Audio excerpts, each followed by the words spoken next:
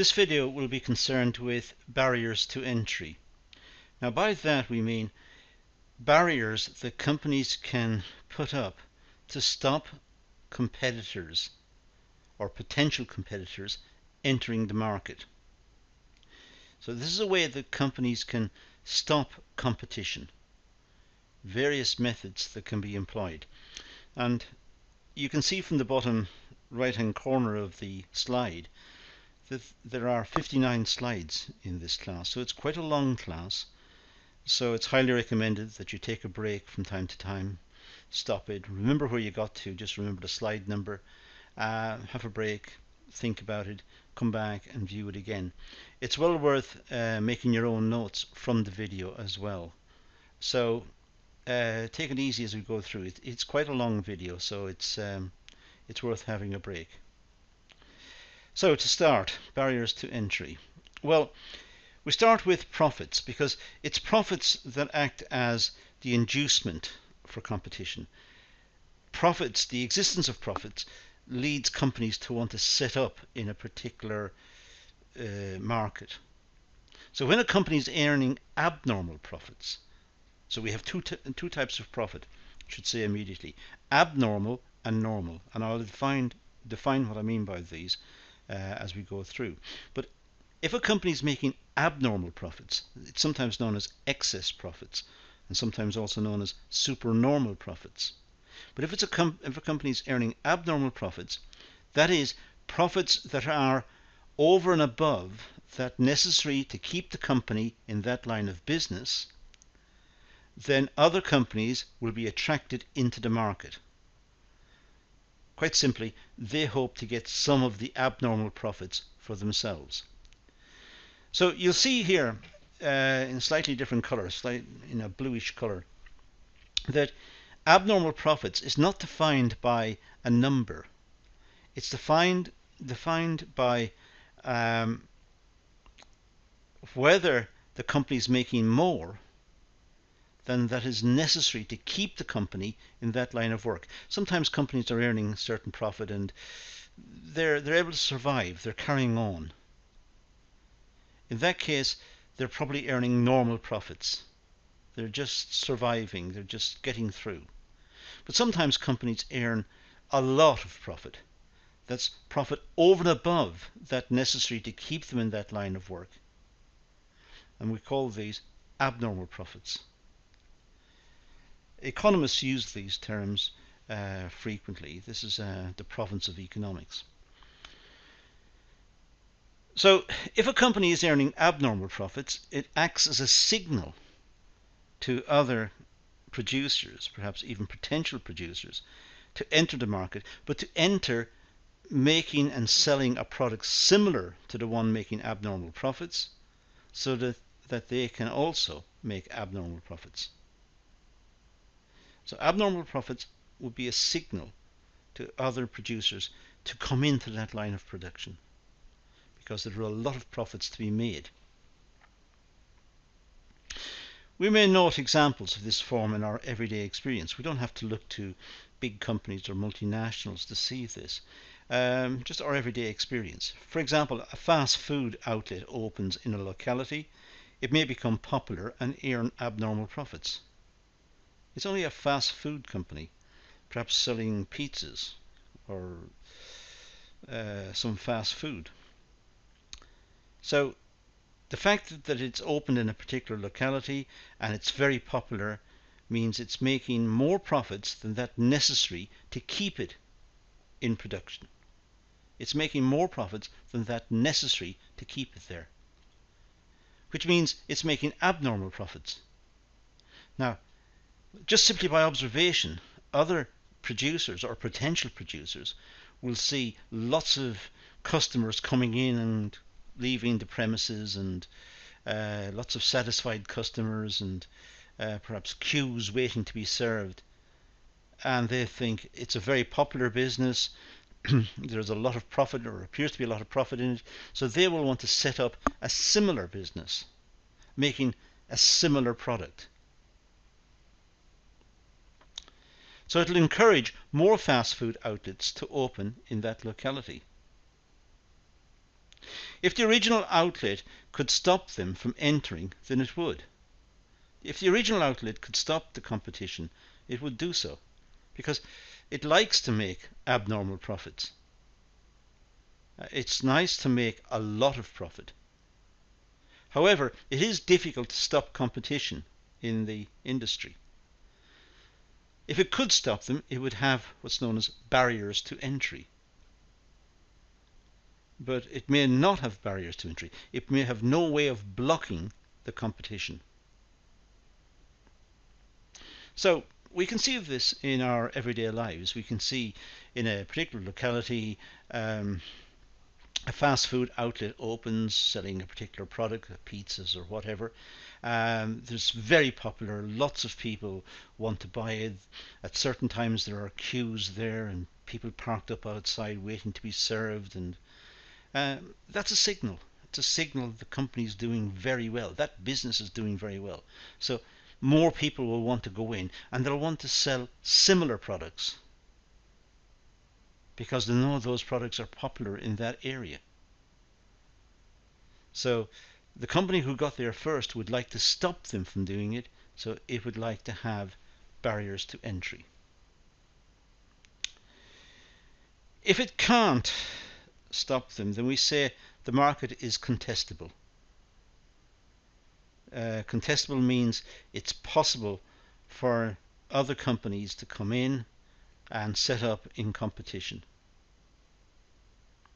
Now, depending on the nature of the business barriers to the new entrants firms can be placed against them. So it's possible, depending on the nature of the business, barriers to the entrants can be placed against them.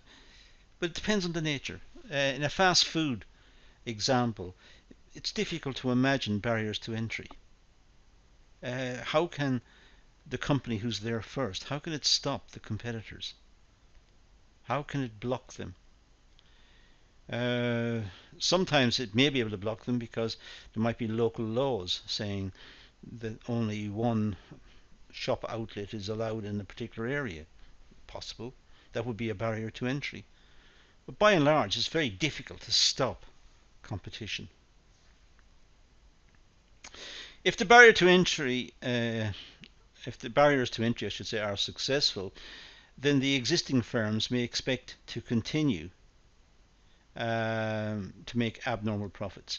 So if they are able to block entry, if the existing company who's making a lot of profit has abnormal profits, if it's able to block the competitors coming in, then of course it'll continue to make abnormal profits. In this case, the profit incentive has been cancelled and the market is not effectively allocating resources to satisfy customer wants. The customers are not being satisfied fully. The one who's there first, if it can block the others coming in, it could put its price up, for example. So customers have to pay a higher price. Or it may have reduced service because it doesn't have to try that hard. The people want it, they just have to wait. So it doesn't try to please the customer, perhaps. So the market has been cancelled. By blocking competition, in a sense, it's blocked or stopped the market from working. The market is a mechanism to allocate resources efficiently, but it can't allocate the resources efficiently if it's not allowed to work. So if the existing firm, the one who was originally there, if that can block new companies coming in, then it's, in a sense, cancelled the market. The profit motive regulates the supply on the market, and for this reason barriers to entry are generally seen as not desirable. By and large, we prefer competition. We like to have choice as customers. If we think the queues are too long in one shop, we'll go to a different shop. If the prices are roughly the same, we might shop around. If we don't get good service in one shop, we'll go to a different shop. As customers, we like to have that choice. And the market gives us that choice. But if the market is not allowed to work, if there are barriers to entry stopping new companies and new outlets coming into the market, then the customers will have to make do with perhaps an inferior service and perhaps even a higher price. Barriers to entry are used to maintain abnormal profits in the long run. That's the whole idea of barriers to entry. And barriers to entry can take all forms. Sometimes, as we'll see later, there are legalized barriers to entry. A company who invents something will have a patent or a patent, depending how you pronounce it, will have a patent to stop competition from happening. And it'll have this patent for maybe 20 years. So it's got that period of time to reward itself for having invented something new. And in that period of time, other companies can't produce that product. They're not allowed to do it. So in a sense, the market is cancelled until the patent runs out, in which case everyone can then produce it. If there are no barriers to entry, we say that the market is contestable. And that's what I said earlier. No barriers to entry, it means markets are contestable. If a company is making a lot of profit, other companies can come in, set up against that one, and erode the profits of that one by taking some of their customers. But the customers themselves will have a wider choice. There'll be more competition, perhaps greater variety of products, perhaps a lower price as well. So back to our definitions. Abnormal profits are profits over and above that necessary to maintain a firm in the industry. That's our definition. And that's the definition used in economic theory. Normal profits, by contrast, are profits that are only sufficient to maintain a firm in the industry. Any lower and the firm would leave the industry. So normal profits is when the company is just making enough profit to keep it going, to keep it in that line of production. If it's any lower, if the profits are any lower, it will close down. It will leave. So it's a company making normal profits is just making enough to continue. And that's our definition of normal profits and abnormal profits.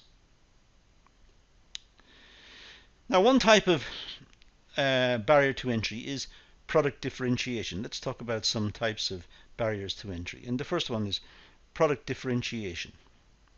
There are two types of product differentiation, in fact. The first one we can imagine as psychological. It's psychic differentiation. It's in our minds. This means that the customers believe that there is a difference between the products in the market, when in fact the products are essentially homogeneous. Essentially, they're all the same. So it's if companies can, if they can persuade the customer that their product is more desirable.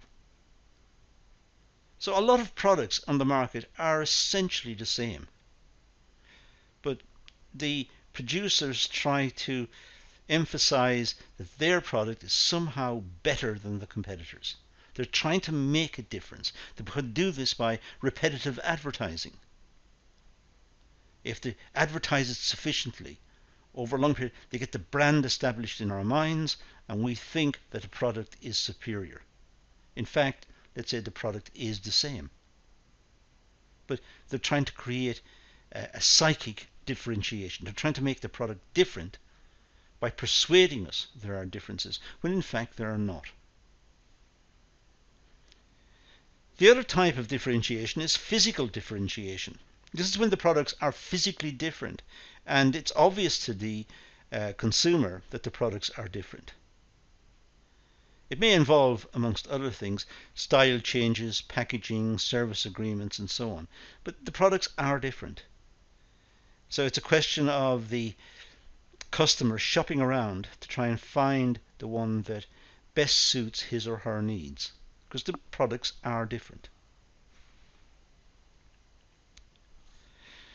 Could also do it through advertising. And I mentioned advertising back with psychic advertising, psychic differentiation. But advertising can also create product loyalty. It may be achieved through effective advertising. This means that the customers are willing to purchase the good even though there are cheaper and better goods on the market. It's just they feel that that product is better, it's more reliable, it's a better quality. They feel, even though the product could be essentially the same as other products on the market that are much cheaper. So advertising can create product loyalty, which is a barrier to entry. Companies coming in have to get across that barrier. They have to beat that barrier to entry if they're going to successfully establish themselves in the market. When we talk about advertising, there are two types of advertising. There's persuasive advertising. This is usually repetitive in nature. It's persuasive. They're trying to persuade us. So they usually keep repeating it. It attempts to alter our preferences in favor of the product. It attempts to create fashions and persuade us that the product will enhance our image. It's persuasive. It's trying to persuade us that their product is somehow better. Their product is the best. And they do it by repeating the message over and over. It's inculcation. We see the message over and over and over, and we come to believe it. So we are persuaded to buy that product. And that becomes a barrier to entry. If companies are successful in doing this, then new companies coming in, making products which are essentially the same, but they have different names, they're going to find it difficult because the customers will not trust those. We've also got informative advertising. This, generally speaking, is less attractive than persuasive advertising. Persuasive advertising is very glossy, very modern, including music and fashion, and it's an image situation where they're trying to tell us that if you have their product you will somehow be fashionable. Whereas informative advertising tends to be more about the product, telling us about the attributes of the product, telling us about the quality of the product. It tells us the place where the product may be purchased and its price and its attributes. It's very factual. So informative advertising could be seen as somewhat boring. Within the capital goods industry, most advertising would be informative, because industrialists buying machines want to know about the price of the machine, the quality of the machine, what it does, what are its attributes. They want to know the facts. But if we go out to buy a new pair of shoes, we might want to know what is the fashion. And the fashion will have been determined by persuasive advertising. So we have two types of advertising which we need to note. There are also technological barriers that may exist. For example, specialisation. Machines produce, or some production processes require specialist machines. Now that could be a barrier to entry. It means if you're going to make this product, you're going to have this specialised machine. You can't make it without that. Now that may be a barrier to entry. There's also skills. Labour shortages of a specialised nature may act as a barrier to entry of new firms into the industry. So sometimes products are highly specialised, and that means they have a barrier to entry. Not everyone can set up against that company. They have to have access to those machines and be able to recruit specialist workers. So technological barriers may stop new competition from taking place. It's also a technological barrier that product design and ingredients and composition could be an issue. If the product is made from some obscure compound, perhaps some chemical compound, or if the design or ingredients are difficult to copy, that would be a barrier to entry. So the product may be on the market, it may be some sort of household product on the market, but it's very difficult for competitors to copy it because they can't get that particular design or ingredients, or they can't make the product. And perhaps they could make products out of other compounds, but it won't be the same. So it's a technological barrier. Capital is also a barrier to entry. A shortage of capital will act as a barrier to entry. If a potential entrant cannot raise the funds to set up in business, then this is an obstacle or a barrier. Even with the fast food example we talked about earlier, if a business sees an established business making a lot of abnormal profit, making lots of profit, lots of people, queues trying to get the product and so on, and it wants to go in and compete, it still has to raise the capital to open an outlet. It still has to recruit staff and train them and go through all of the expenses. And it may not be able to raise that capital. So that could be a barrier to entry. Skills are also a barrier to entry. A labour shortage may mean that a potential entrant cannot get the skilled workers necessary to start up in business. Perhaps the particular business requires very specialised skills. We may know, for example, that some companies in, let's say, in computing, lead the world with certain products, and we think if we could make a similar product, we could compete with them.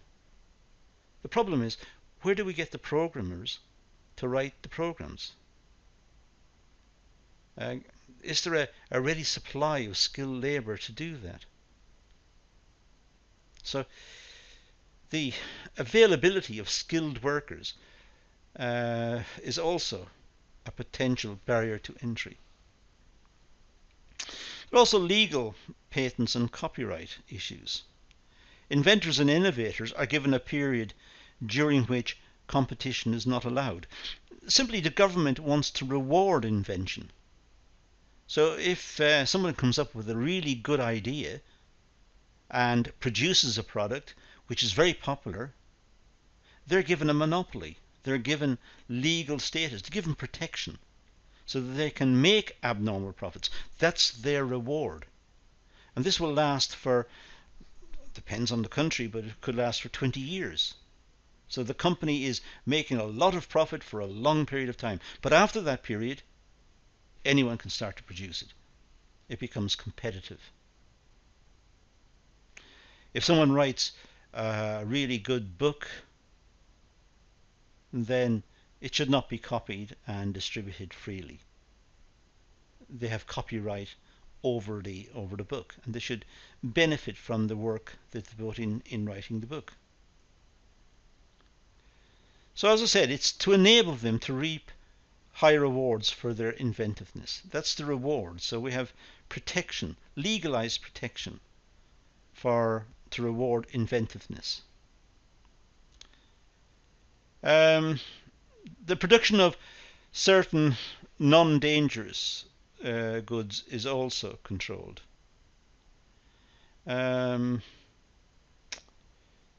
Non-dangerous is being, as I said, if it's the case that someone comes up with a particularly good idea, they can protect their idea by taking a patent.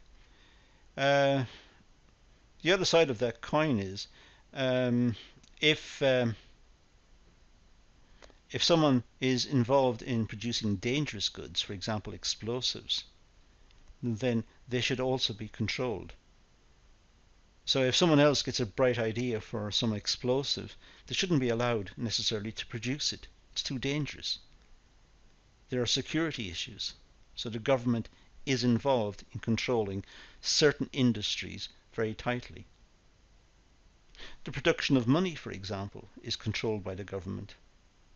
So the government has a monopoly on that. And if people try to copy the money supply or coinage or notes from the money supply, that's fake money, and it's illegal. So certain items have to be controlled. So paper money and coinage is produced under very strict conditions. Dangerous goods. Well, the government prohibits competition in certain dangerous goods. The production of certain non-dangerous goods is also controlled. So the government may regulate certain companies and may regulate the output of certain companies, be it dangerous goods or non-dangerous goods. It does this for the public interest, to ensure safety in the population. For example, as I said, paper money and coinage is produced under very strict conditions, and explosives and dangerous chemicals are controlled. And the government regulates these industries for safety reasons. But again, it's a barrier to entry. We may know that the companies making these dangerous chemicals are making abnormal profits, but there's nothing anyone can do about it. They have a license to make those products, and we can't set up against them. Planning permission. Well, before a new plant can come online, it must be constructed. The government may wish to prohibit construction in certain areas, or it may wish to deter a certain type of production altogether. For example, nuclear waste processing. We know, for example, let's say we do our research and we know, for example, that production of electricity by certain nuclear processes is very cheap, let's say. It doesn't mean that we're going to be allowed to open a nuclear power generating station. It's very complex procedure. It needs a lot of analysis, a lot of security. It needs to be approved, and it needs to meet the local community concerns. It's a big barrier to entry. So not everyone can be involved in that. But it could also be the case that with the fast food outlet I talked about earlier, that perhaps the local authority, the local government, allow one in a certain area.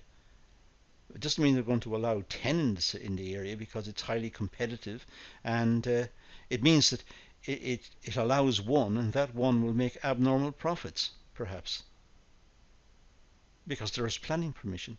They don't want the high street full of these outlets. Raw materials. Well, the access to sources of raw material is essential before production may commence. Control of sources of raw material therefore confers power on those who possess it. A potential entrant needs to be sure of the sources of raw materials. Well, if we think about it, if a certain product needs certain raw materials, and the company who is producing some item uses those raw materials, but let's say the company who produces them not only uses those raw materials but also owns the raw materials, owns the source of the raw materials, that's a barrier to entry. Other companies may look at that product and wish that they could compete, but they can't because they can't get access to the raw materials. So that's a barrier to entry. The threat of competition. Well, let's assume that there is a highly successful producer who's earning abnormal profits. So let's assume that. Take a little scenario here. There's a very successful producer who's making or earning abnormal profits. Let's call this producer A. Now assume that a potential entrant comes on the scene. The potential entrant sees that A is making abnormal profits.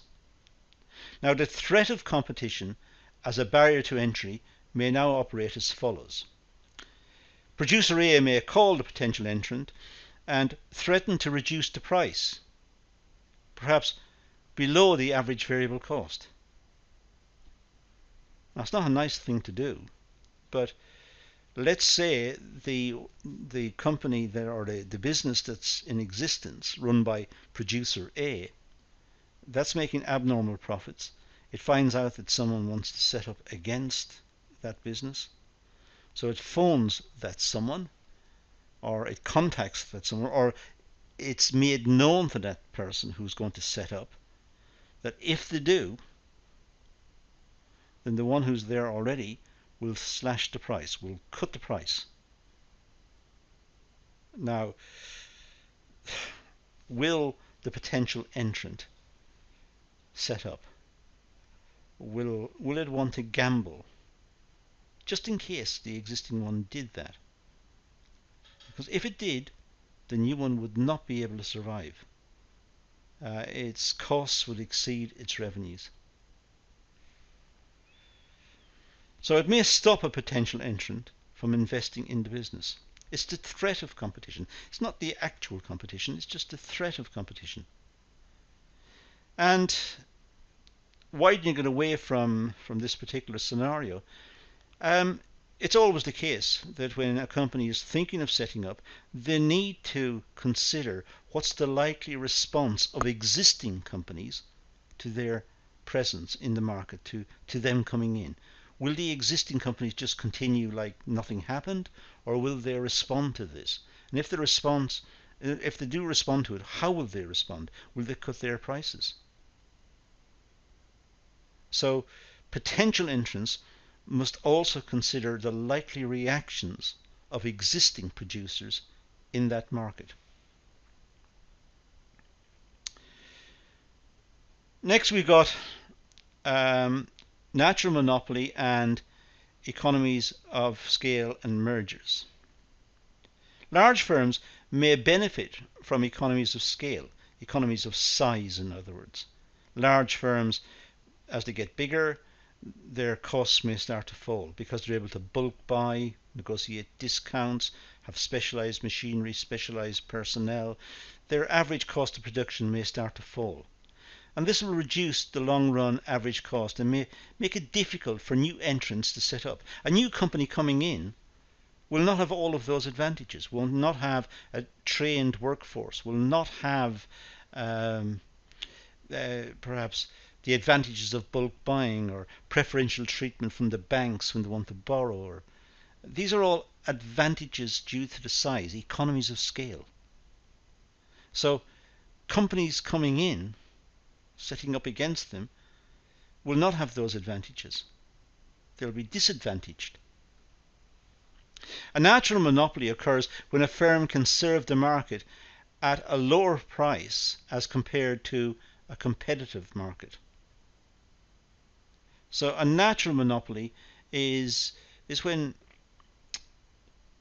the company is able to produce and sell the product at a lower price compared to a competitive market.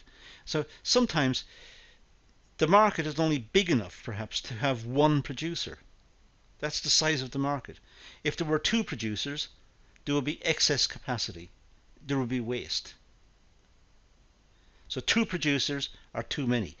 Perhaps the market is small, or the amount of capital necessary to produce the service is in fixed quantity. So it only produces a certain amount, and that certain amount may match the existing population.